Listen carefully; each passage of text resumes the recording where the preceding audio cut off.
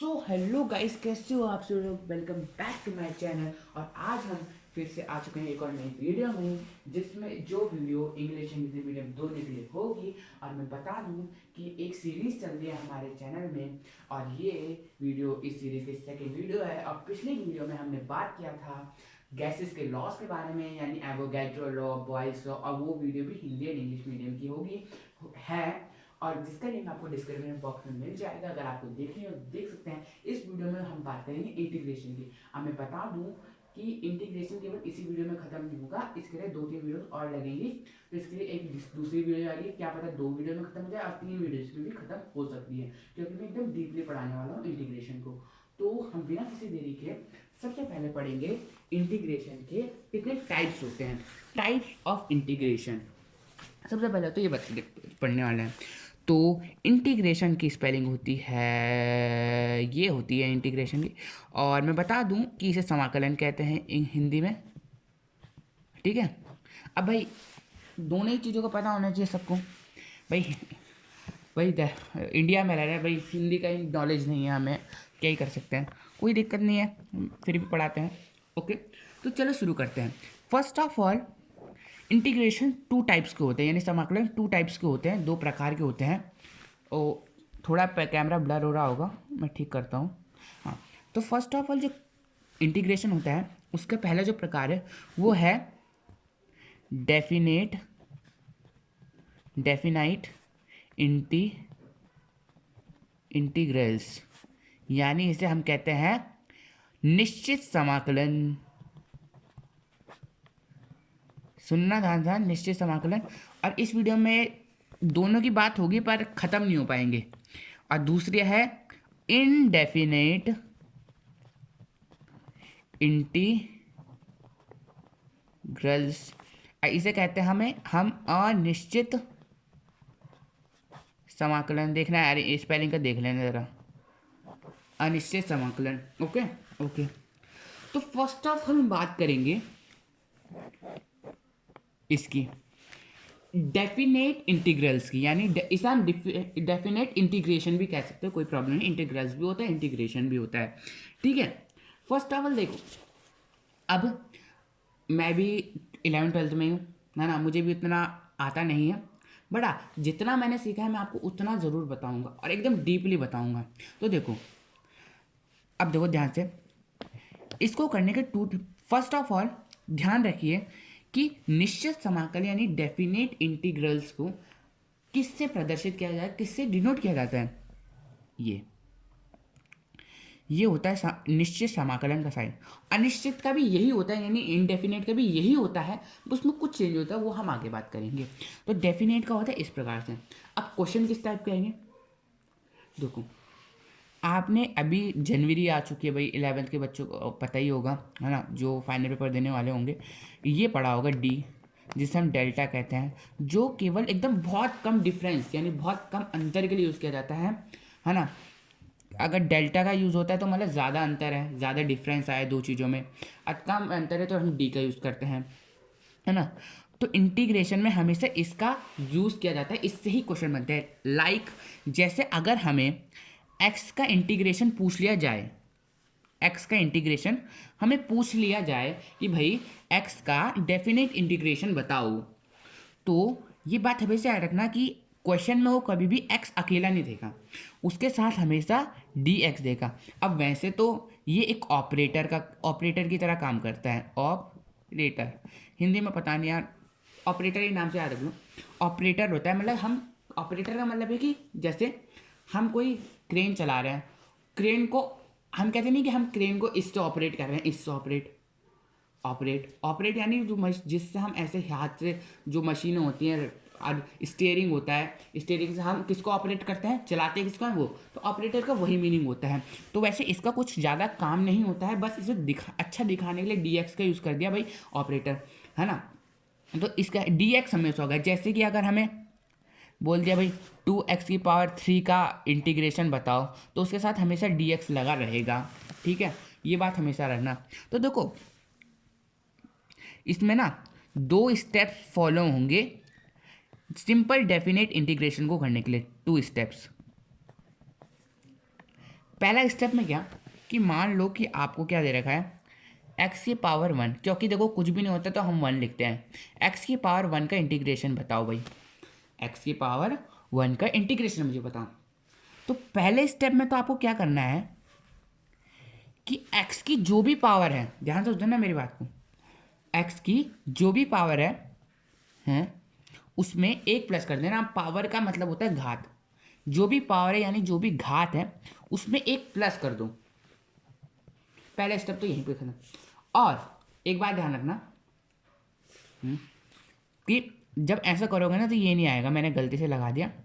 जब ये करोगे कि एक्स के बाद है ना, ठीक है, तो पहला स्टेप तो यहाँ पे कंप्लीट हो गया कि जो भी पावर है उसमें एक प्लस कर देना है। और जैसे ही ये करोगे ना ये dx भी हट जाएगा, ये दोनों हट जाएंगे। जब क्वेश्चन दिया रहेगा तो सिंपली ये दिया आएगा, जब तुम इंटीग्रेशन करोगे तो ये दोनों ही चीज़ें हट जाएंगी। ठीक है, तो पहला स्टेप है तो ये कि जो भी पावर दे रखी उसमें एक प्लस कर देना है। ठीक है, ठीक है। एंड सेकेंड स्टेप ये है, सेकेंड स्टेप क्या होगा, सेकेंड स्टेप ये होगा कि जो भी पावर है उसमें जब एक प्लस किया और उस एक प्लस करने में जो भी आंसर आया उसे नीचे लिख देना। एग्जाम्पल के लिए जैसे यहाँ पे हमें एक्स की पावर वन का इंटीग्रेशन करने के लिए कहा गया था, है ना। हाँ भाई, एक्स की पावर हमने पहला स्टेप फॉलो किया कि भाई जो भी पावर होती है उसमें एक प्लस करना, तो हमने एक्स की पावर वन पे एक प्लस किया। अब मैंने सेकंड स्टेप क्या किया कि जो भी पावर है उसको एक से प्लस करने में जो भी आंसर आया उसको नीचे भाग में डिवाइड में ले आना है। तो x की पावर वन थी, हमने उससे एक प्लस किया, तो अब एक प्लस करने से क्या आंसर आएगा, केवल पावर में, और भी बात से दो आएगा, इन x की पावर टू आ जाएगी। तो हमें इस टू नंबर को यहाँ पे लिख देना है और ये हो गया इंटीग्रेशन खत्म, x की पावर टू बटे टू, ये हमारा आंसर फिनिश। अब एक और एग्जाम्पल मैं आपको समझाता हूँ, एक और एग्जाम्पल, जैसे अगर हमें मान लो x की पावर n ऐसी सिचुएशन दे दी कि भाई इसका एप्पल, तो कुछ नहीं, वही दो स्टेप्स फॉलो करने हैं। फर्स्ट ऑफ ऑल ये हट जाएगा एंड dx हट जाएगा, ये हट जाएगा।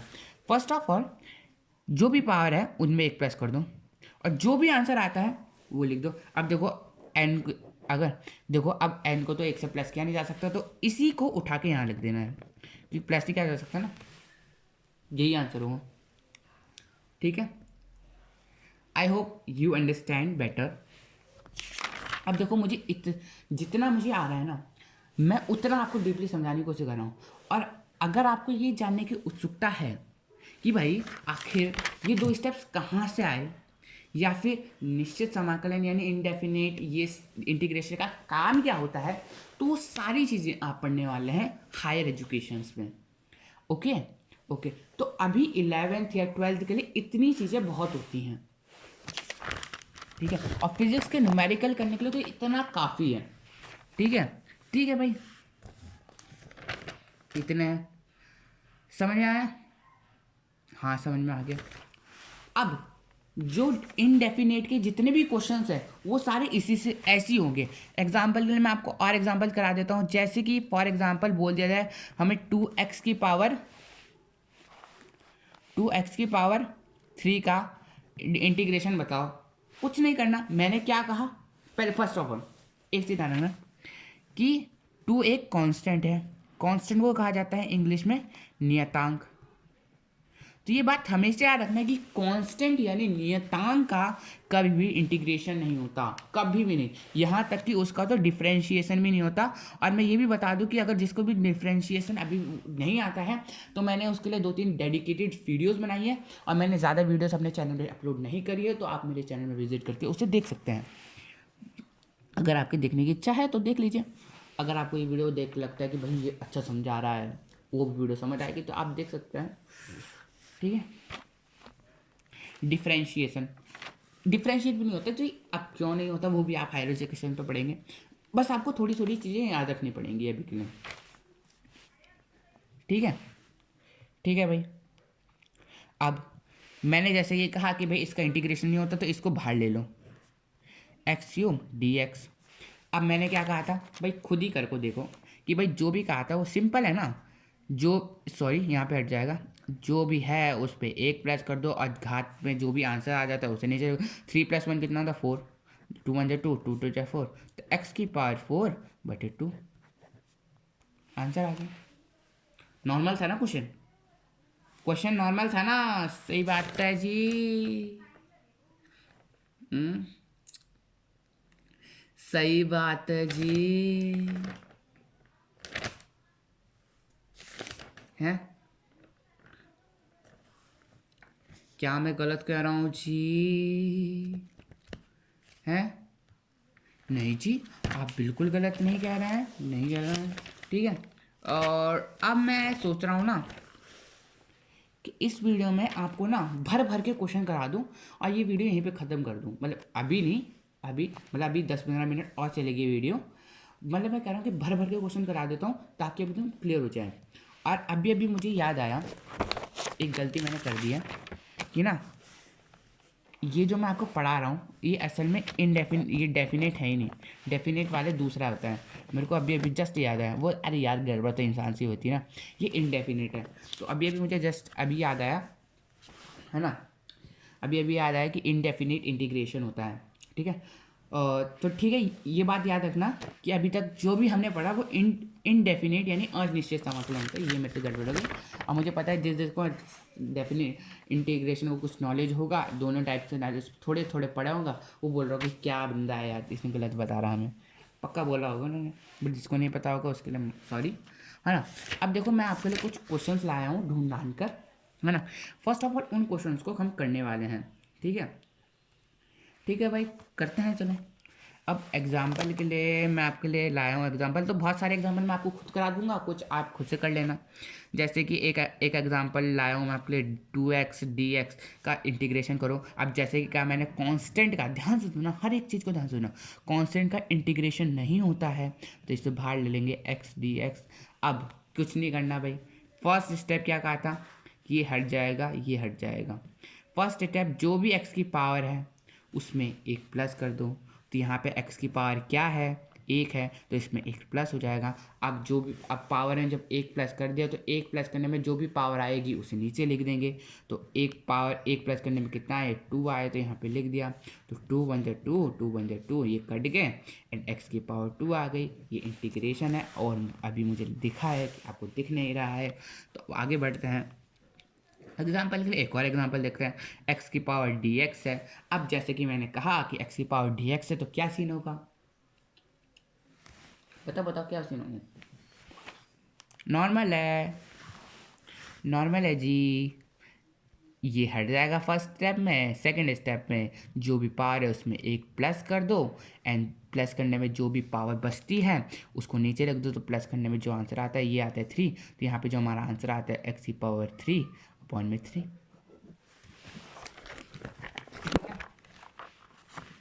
ओके, आई होप आपको समझ आ रहा होगा। अगर आपको ज़रा से भी समझ आ रहा हो ना तो एक बार कमेंट ज़रूर करना यार। ठीक है, ठीक है। अब एक यूनिक क्वेश्चन कराने वाला हूँ मैं आपको, जो आपको हार्ड लग सकता है, लग सकता है, जरूरी नहीं कि हार्ड है, हार्ड नहीं है वो, लग सकता है आपको। देखो अब मैंने बोल दिया कि रूट के एक्स का इंटीग्रेशन कराओ, कैसे होगा। अभी देखो, अब फाइनल पेपर आने वाले 11th के। अभी तक तो आपने ये पढ़ लिया होगा कि रूट एक्स बराबर में होता है x की पावर 1/2। और जिसको अभी भी नहीं पता है कि एक्स की पावर रूट बटे 1/2 होती है, तो मैं बता देता हूँ कि ये ज़रूरी नहीं कि केवल x की पावर, मतलब रूट एक्स का ही पावर x की पावर 1/2 होती है। थोड़ी गड़बड़ हो गई, मैं बताता हूँ। तो अभी तक तो आपने पढ़ लिया होगा कि रूट का क्या मतलब, रूट को हम 1/2 भी लिख सकते हैं, पढ़ लिया होगा। बट फिर भी अगर कुछ कुछ ऐसे होंगे जिनको नहीं पता होगा कि रूट की जगह हम 1/2 लिखते हैं, तो मैं बता देता हूँ कि मैंने रूट एक्स बराबर एक्स की पावर 1/2 लिख दी। इसका मतलब ये नहीं है कि केवल रूट एक्स बराबर में एक्स की पावर 1/2 होता है। ये हर किसी के लिए काम करता है। मतलब मैं आपको पहला चीज़ बताता हूँ कि रूट सॉरी काटो, इसे काटो, केवल रूट है यहाँ पे, जो रूट है वो बराबर है 1/2 के। यानी अगर आपको कहीं पे भी कोई भी नंबर दिखता है रूट के साथ तो आप उसको 2 की पावर 1/2 लिख सकते हैं, और अगर आपको कहीं पे भी 1 ये दिखता है तो आप 2√2 लिख सकते हैं। मान लो अगर 3 के ऊपर 1/2 है तो आप रूट का 3 लिख सकते हैं, या फिर अगर आपको √3 मिलता है तो आप 3 की पावर 1/2 लिखते हैं। और ये हर किसी के लिए, हर किसी के लिए, चाहे वो कांस्टेंट है चाहे वेरिएबल है, हर किसी के लिए वो काम करता है। चाहे वो कोई नंबर है यानी कांस्टेंट है, चाहे वो कोई एक्स उक्स है यानी वो वेरिएबल है, इसका माने हर किसी के लिए। तो क्या मैं यहाँ पे ये लिख सकता हूँ, ये क्वेश्चन है जो, क्या यहाँ पे मैं ये नहीं लिख सकता 1/2? ठीक है, जिसको नहीं बताता उसको मैंने जनरल से नॉलेज दी। ठीक है, अब कुछ कुछ चीज़ें ना याद रखनी पड़ती है, कॉम्प्रोमाइज़ करना पड़ता है। अब जैसा कि मैंने फर्स्ट टाइम कहा, ये हट जाएंगे और x की जो भी पावर है इसमें एक प्लस हो जाएगा, और जो भी आंसर आएगा उसको नीचे लिख दो। तो मैं डायरेक्ट ऐसे कर देता हूँ, ये भी लिख सकता हूँ, या फिर यहाँ पे अलग से रफ कॉपी में सॉल्व करो। 1 प्लस क्या होगा, क्या होगा बताओ जल्दी, 3/2 हो जाएगा, ऑब्वियसली बात है ना, समझ गए। सॉल्व करोगे 3/2 आ जाएगा, तो यहाँ पे x की पावर 3/2 अपॉन में 3/2।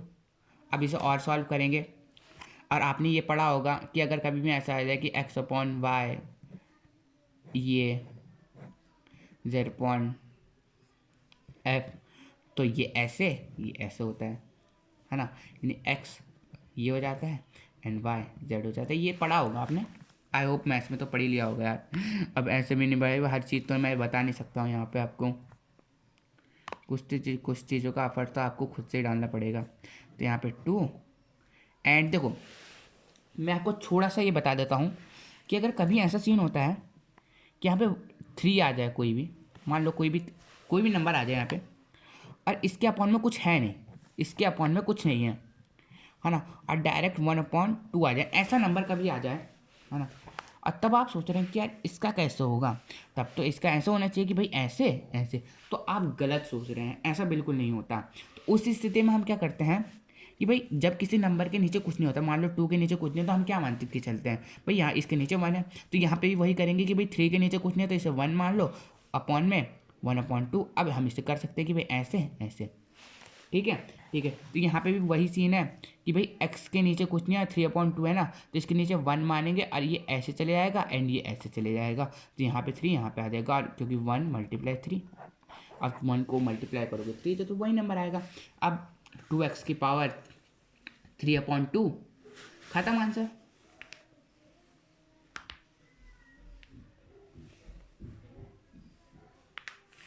ठीक है जी, समझ गए। हाँ, और एक और चीज़ अभी आपको बताना है, भूल गया मैं शायद, हाँ ध्यान रखना एक और चीज़ कि ना, अगर आप कभी भी इनडेफिनेट इंटीग्रेशन को सॉल्व करोगे, लास्ट में जो भी आंसर आता है उसमें हमेशा +c कर देंगे। अब +c क्या है, +c है एक कांस्टेंट,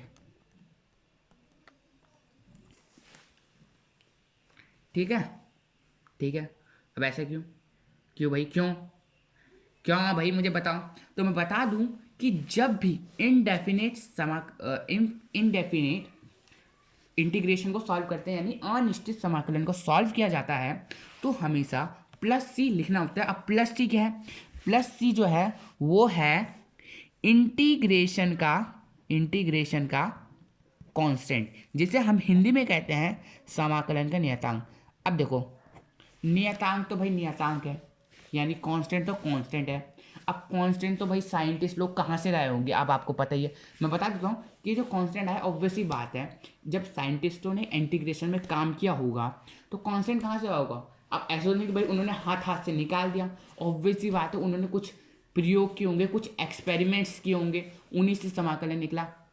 अब मैं आपको ये तो नहीं कर सकता ना कि भाई ये इंटीग्रेशन क्या था भाई, मैं आपको, अब देखो, मैं वो प्रयोग यानी वो एक्सपेरिमेंट करा के तो नहीं बता सकता, तो आपको ये चीज़ें याद रखनी पड़ेंगी जो एक्सपेरिमेंटों से निकली हैं, ठीक है। तो ये जो समाकलन का नियतांक यानी कांस्टेंट ऑफ इंटीग्रेशन है, हाँ, ये भी प्रयोग से आया है। और बस वैज्ञानिक लोगों ने क्या किया, मैंने साइंटिस्टों ने क्या कहा कि भाई जब भी डेफिनेट मतलब इनडेफिनेट इंटीग्रेशन को सॉल्व करोगे हमेशा प्लस सी आएगा। यानी ये जो हमने सॉल्व किया यहाँ पे, यानी यहाँ पे हमने जो सॉल्व किया तो प्लस सी एंड प्लस सी, यहाँ पे हमने जो सॉल्व किया इसके भी आंसर है प्लस सी। अब मैं तो आपको सजेस्ट करूँगा कि जब आपका ये एंड ये ऑपरेटर हट जाता है तभी से आप प्लस सी लगाना शुरू कर दें, ठीक है।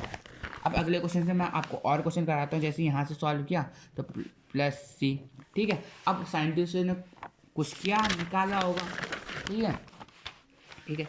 अभी मैं आपके और क्वेश्चन लाया हूँ, चिंता मत करिए, तो आपको उससे भी क्लियर हो जाएगा। 1/x का होल स्क्वायर dx है।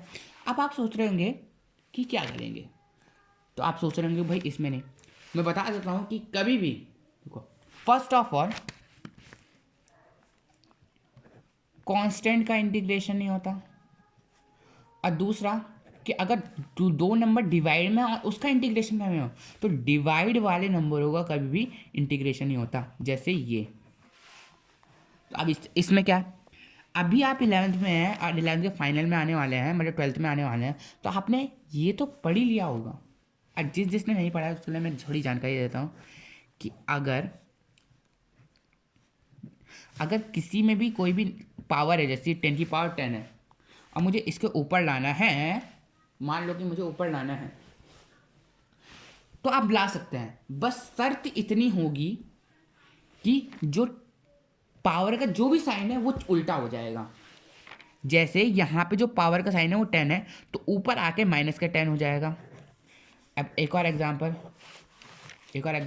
जैसे 1/x की पावर 3 है, तो मुझे क्या करना है कि भाई मुझे ये x की पावर 3 ऊपर चाहिए, तो आप ला सकते हैं, बस शर्त ये है कि जो भी पावर है उसका साइन उल्टा हो जाएगा, यानी प्लस का ही है। फॉर एग्जांपल -x की पावर -3 है, तो ये x की पावर 3 हो जाएगा। और उसी तरह आप एक और चीज़ कर सकते हैं कि अगर x/3 के पावर अपॉन 1 है, आपको नीचे लाना है, तब भी यही सीन होगा, 1/x की पावर -3 हो जाएगा, ठीक है, ठीक है जी, समझ आ गया ये, ठीक है। अब ये मैंने इसलिए बताया कि क्या पता, अभी देखो ये मैंने इसलिए बताया क्योंकि जो 11th के फाइनल वाले होंगे उनको तो ये चीज़ पहले से पता होगी, बट अगर बाई चांस ऐसा सीन हुआ कि किसी न्यू 11th वाले बच्चे ने, साथी ने देखी मेरी वीडियो, तो उसको समझ नहीं आया, इसलिए मैंने ये जानकारी दी कि कभी भी अगर ऐसा सीन होता है और हमें ऊपर जाना है नीचे जाना होता है तो पावर है। उसी तरह अगर आप 1/x को ले जाना चाहते हैं तो कुछ पावर नहीं है तो हम 1 मान के चलते हैं, तो x की पावर -1 हो जाएगी। Do you understand? Yes, I of course understand. तो यहाँ पे भी हम ठीक वही कॉन्सेप्ट का यूज लगाने वाले हैं। 1/x की पावर dx है ना, तो कुछ नहीं, x की पावर इन्वर्स कर दो एंड dx। अब फर्स्ट स्टेप मैंने क्या बताया था कि जो भी पावर है उसमें जोड़ दो, तो x की पावर में -2 + 1, और जो भी आंसर आता है उसको लिख दो। अब -2 + 1 क्या होता है भाई, 2 और 1 माइनस करना है। -2 + 1 अभी तक तो पढ़ ही लिया होगा कि भाई अगर माइनस का साइन है तो माइनस होता है, तो दो में से एक को माइनस करो, कितना बचता है बताओ, जल्दी बताओ, दो में माइनस करो, एक बचता है, साइन बड़े वाले का साइन आता है तो -1, तो यहाँ पे -1 आ जाएगा, है ना। तो इनडायरेक्टली जो हमारा आंसर आता है वो आता है माइनस का x की पावर -1,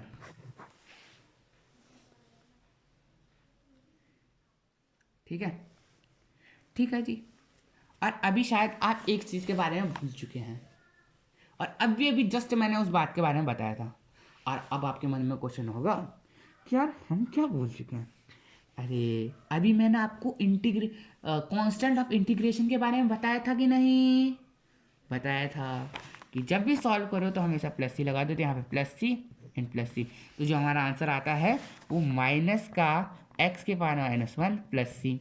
अब देखो, अब मेरी एक बात ध्यान से सुनना कि भाई x की पावर -1 अब ये अच्छा नहीं लग रहा, मुझे इसको नीचे ले जाना है। और अभी जस्ट मैंने बताया कि अगर हमें किसी भी पावर वाले नंबर को, वैसे तो हर किसी के पावर कर रहा है, अगर किसी के पास पावर नहीं भी दिखती है तो मान के चलते हैं 1 पावर है, जैसे यहाँ पे।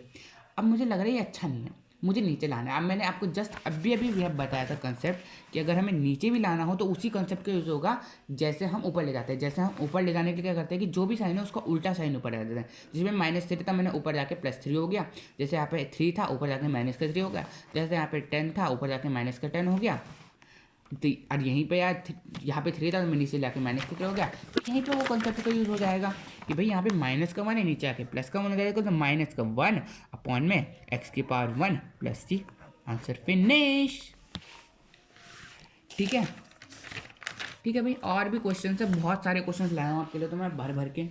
ठीक है, देखो मैं आपके लिए हूँ, देखो एग्जाम्पल एक और है यहाँ पे, सॉरी। अब आप सोच रहे होंगे कि यार ये क्या है, ये तो अभी जस्ट इसके फ़र्क है। अब भाई इसका मतलब क्या है, देखो मैं आपको एक चीज़ बताऊं। अगर आपको बोले कि क्या, देखो अगर आपको सिंपल क्या हो कि मतलब क्या है, अगर आपको कोई नंबर मिले और उसमें केवल रूट रखा है, उसके अलावा कुछ नहीं लग रहा, तब तो आप उसे कह सकते हैं कि भाई x⁻1/2 है। बट अगर रूट दे रखा, बट रूट के ऊपर कुछ अलग सा नंबर है 2 के अलावा, जैसे 3 दे रखा, तो उसको हम x⁻1/2 नहीं लिख सकते, उसको हम x⁻1/3 लिखेंगे। उसी तरह जैसे रूट के पावर x है तो 6 है, तो हम उसे x⁻1/6 लिखेंगे। यानी अगर यहाँ पे कुछ नहीं लिखा हुआ तब तो 1/2 आएगा, बट यहाँ पे कुछ लिख दिया तब 2 के अलावा वो नंबर आएगा जो वहाँ पे लिखा है। उसी तरह यहाँ पे है तो x⁻1/5 लिख देंगे। अब इससे आगे और सॉल्व आप कर सकते हैं, बस आपको थोड़ा और सॉल्व करके बता देता हूँ। +1 अपॉन में 1/5 +1, क्योंकि भाई इसी से तो यही आंसर आएगा। अब +c, ये आंसर आप सॉल्व कर लेना। और हाँ, कभी भी जो आंसर होगा वो मतलब कभी भी जो आंसर होगा वो माइनस के पावर में लाना। एग्जांपल के लिए जैसे यहाँ पे हमारा माइनस का पावर का आंसर आ रहा था ना, तो हमें उसे प्लस, तो आप यही कोशिश करना कि प्लस में ही पावर होए, माइनस में ना हो। नहीं तो अगर आप माइनस में भी छोड़ देते तो कोई दिक्कत नहीं होगी। ठीक है, ठीक है, ओके जी, समझ आ गया जी, मन ने समझ आ गया जी, समझ आ गया जी, समझ आ गया। एंड अब एक और क्वेश्चन करते हैं भाई। 3/x dx। अब मैंने कैसे कहा कि उसमें सॉल्व नहीं होता, तो इसके पावर 1 मानो, ऊपर जाने के बाद क्या हो जाएगा 3x⁻−1 हो जाएगी, dx हो जाएगी। एंड जो भी वो है इसका इंटीग्रेशन नहीं होता है, -1 + 1 हो जाता है एंड dx हो जाता है। एंड 3x⁻0 हो जाती है, 0 हो जाती है। और सॉरी हाँ ये नहीं लगेगा, +c लगेगा। ठीक है, ठीक है भाई। अब मुझे ये बताओ जरा सर कि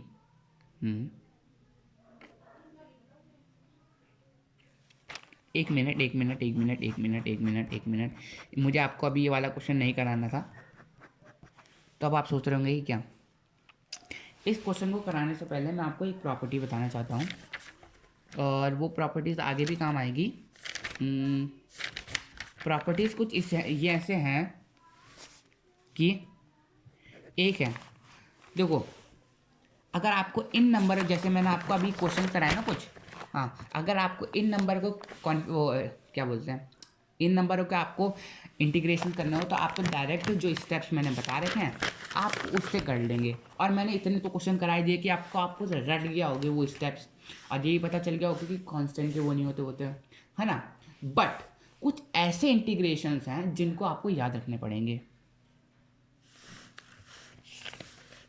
अब क्या इंटीग्रेशन है जरा मुझे बताओ, तो इंटीग्रेशन बता दूं? हाँ ये बताइए, मुझे जानना है कि भाई क्या सीन है ये। तो देखो मेनली 4 इंटीग्रेशंस है जिनको आपको याद रखने पड़ेंगे। फर्स्ट ऑफ ऑल जैसे sin x dx है, इसका आपको इंटीग्रेशन याद रखना पड़ेगा। देखो sin x का, देखो वैसे तो sin x का आपने उल्टा पढ़ा होगा कि sin x का जो उल्टा होता है वो cosec x होता है, cosec x है ना, cosec ये वाला cosec, हाँ cosec x ये पढ़ा होगा।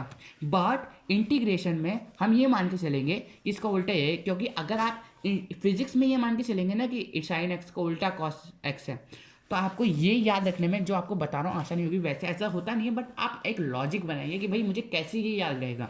अगर आप ये बनाने सीखेंगे कि भाई ऐसा लॉजिक बनाओ कैसे हो गया, आपको याद ही नहीं रहेगा। तो कॉस एक्स, अब जैसे कि मैंने बताया कि इंटीग्रेशन में हमें प्लस दिया होता है और ये जो है माइनस का होता है, तो आपको एक याद रखना पड़ेगा। दूसरा आपको कॉस एक्स का याद रखना पड़ेगा, कॉस एक्स डी एक्स का। और इसका भाई अभी हमने पढ़ा कि भाई साइन एक्स कॉस एक्स है, तो यहाँ पे हमारा डायरेक्ट हो जाएगा साइन एक्स एंड प्लस सी, बस यहाँ पे माइनस का साइन नहीं आएगा। ठीक है, तो आपको भाई इसमें से एक भी याद रहा तो दोनों याद रखेंगे, बस ये याद रखना कि भाई साइन एक्स के उल्टे में ही माइनस है। तीसरा आपको याद रखना पड़ेगा 1/x का डी एक्स का बराबर में लॉग एक्स होता है। ठीक है, और चौथा आपको याद रखना पड़ेगा ई एक्स का, क्योंकि अगर ये चार के आपको इंटीग्रेशन याद है ना, तो आपको ट्रिग्नोमेट्री के इनडेफिनिट इंटीग्रेशन करने में काफ़ी आसानी मिलेगी। ठीक है, और इसके बारे में भी आप ज़्यादा बेहतर तरीके से हायर एजुकेशन में पढ़ेंगे। ये आपको याद रखना पड़ेगा, ये चार आपको याद रखने पड़ेंगे। और मैं आपको हैरानी की बात बताऊं कि जब हमारा इंटीग्रेशन का पूरा टॉपिक कंप्लीट हो जाएगा ना, तो उसके बाद हम लॉग में ही चलेंगे, रेगुलर लॉग के बारे में पढ़ने वाले हैं। ये भी खुशी की बात है। ठीक है, ये चार आपको याद रखें। ठीक है, अब हम उस क्वेश्चन को कर सकते हैं, क्योंकि मैंने उस क्वेश्चन को सिंपल तरीके से इसलिए नहीं किया, क्योंकि अगर मैं सिंपल तरीके से करता, आप खुद ही देखिए यहाँ पे मैंने इस क्वेश्चन को काट रखा है, अभी आपको दिख रहा होगा 3x के पास 0 है और प्लस सी है। अब मैं इसका आंसर नीचे लिखता तो इसका पूरा आंसर 0 आ जाता। और मैं आपको हैरानी की बात बताऊँ कि इंटीग्रेशन का कभी भी मान 0 नहीं हो सकता, और ना हम करना चाहते हैं, इसलिए इसे दूसरे तरीके से ही सॉल्व किया जाएगा, और वो ज़्यादा बेहतर अच्छा तरीका भी है। जैसे 3/x है डी एक्स है। ठीक है, ठीक है भाई, अब 3 कॉन्स्टेंट है तो उसको बाहर ले लेंगे, क्योंकि मैंने अभी आपको जस्ट बताया ये। अब देखो अभी हमने 1/x का इंटीग्रेशन याद करा था। 1/x का इंटीग्रेशन क्या होता है, log x। यहाँ पर हम डायरेक्ट आंसर जो लिखेंगे वो 3 गुणा log x प्लस सी लिख देंगे, ये आंसर है। ठीक है, ठीक है, तो गाइस आज के इस वीडियो को हम यहीं पे ख़त्म करते हैं। अभी आप ये मत समझिए कि भाई मैंने बस आपको डिग्रोमेट्री के इंटीग्रेशन क्वेश्चन यहीं पे ख़त्म कर दिए। अभी हम नेक्स्ट क्वेश्चन में भी इंटीग्रेशन के बारे में चर्चा करेंगे, और उस वीडियो में हम डेफिनेट इंटीग्रेशन के बारे में पढ़ेंगे, और साथ ही साथ ट्रिग्नोमेट्री के रिलेटेड क्वेश्चंस भी करने वाले हैं। तो आप चिंता बिल्कुल भी मत करिएगा। तब तक के लिए बाय बाय। कमेंट करिएगा कि अगर आपको वीडियो पसंद आई हो तो।